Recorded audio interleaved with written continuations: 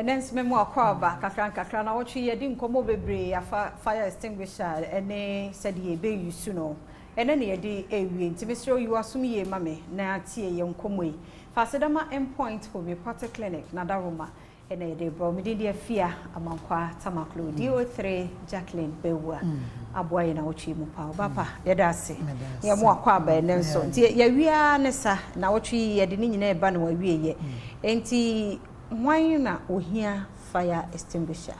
Passion me da say.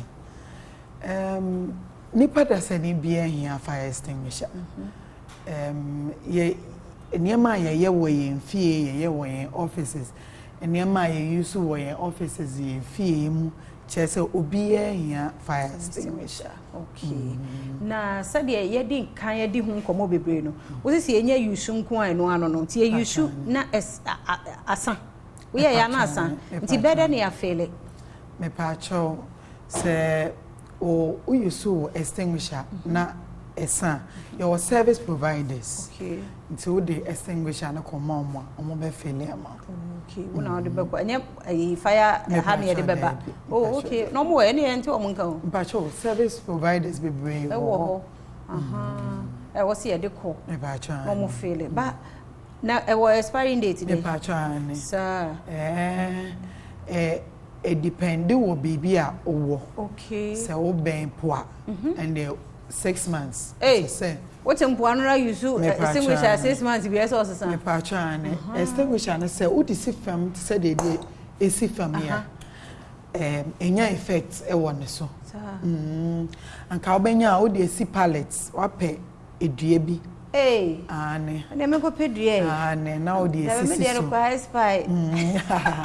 Wo de si edua so a. Dry powder na emane nkeki.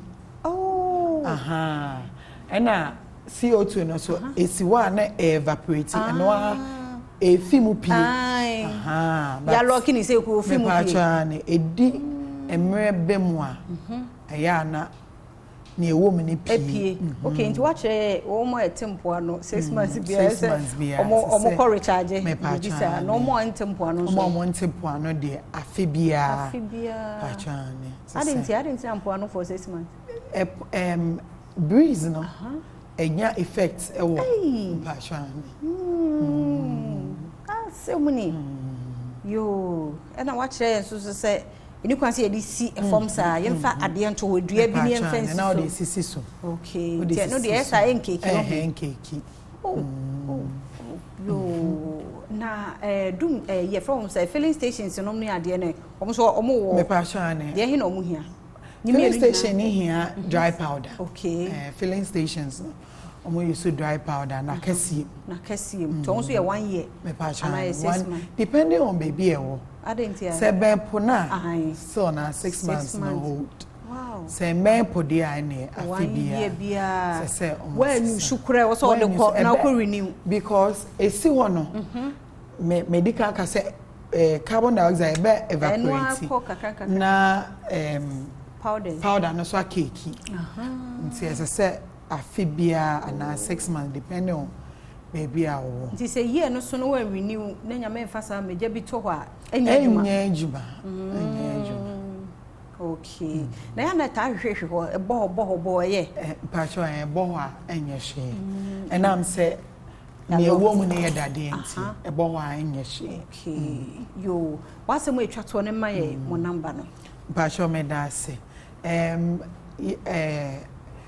Bonya year ebe any new year ebe ye be yusu eja de be nwe aduane ye de be ye niema nti mesemo especially mo a mototo knockout no obi wo ho a car wo ho na wato knockout omototo keke omo nim ne insusuanso a edeba nti mesemo mo a mototo knockout no benya na wakoba bi a cars nsisi wa anka ebeboa mesemo se bibi atoranchem bi to esia Monfre Ghana National Fire Service ewo 192 ana 112 na yebeje moso ndamase yes ye da say DO3 Jacqueline Bewa nenenso nenempo na ochi mu nyina wache ya de bebre misro yenhye no nso pa 6 months otempo ano a no asesa no 1 year wa wonte mpo anu asesa na atumi aboa me da point ase awie bia yenko check prostate no e ma cancer ma emu ansa na